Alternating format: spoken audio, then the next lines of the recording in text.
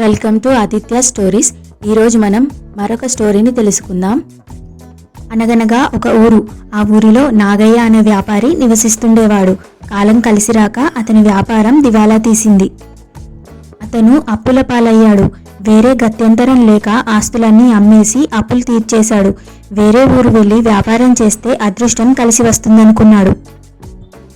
తన తాతల కాలం నుంచి వారసత్వంగా వస్తున్న ఇనుప బీరువాను స్నేహితుడు వీరయ్యకు ఇచ్చి దాచిపెట్టమన్నాడు. నాగయ్య వేరే ఊరు వెళ్ళి వ్యాపారం మొదలుపెట్టాడు. కొద్ది కాలంలోనే ఆస్తులని సంపాదించాడు. వీరయ్య దగ్గరకు వచ్చి తన ఇనుప పెట్టెని తిరిగి ఇచ్చేయమన్నాడు. వీరయ్యకి ఆ పెట్టెని తిరిగి ఇవ్వడం ఇష్టం లేదు.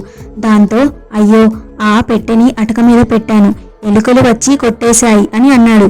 వీరయ్య అబద్ధం ఆడుతున్న విషయం నాగయ్యకు అర్థమైంది. వీరయ్యకి బుద్ధి చెప్పాలనుకున్నాడు. వీరయ్యతో పర్వాలేదు, సాయంత్రం మీ అబ్బాయిని మా ఇంటికి పంపించు, బహుమతులు ఇచ్చి పంపిస్తా అని అన్నాడు. వీరయ్య సాయంత్రం తన కుమారుణ్ణి నాగయ్య దగ్గరికి పంపించాడు. నాగయ్య ఆ పిల్లవాడిని ఒక గదిలో పెట్టి బంధించాడు.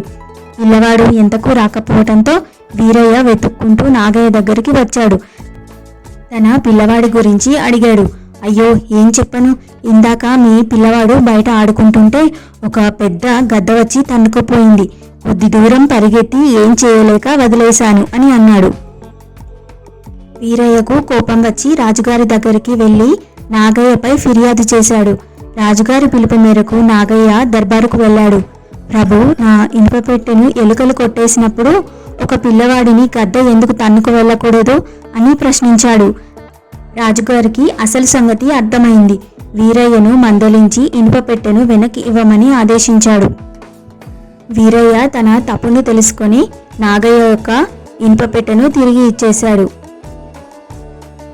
ఈ వీడియో మీకు నచ్చినట్లయితే లైక్ చేయండి, షేర్ చేయండి. మరిన్ని మంచి మంచి కథల కోసం మన ఛానల్ ఆదిత్య స్టోరీస్ని సబ్స్క్రైబ్ చేసుకోండి. Thanks for watching.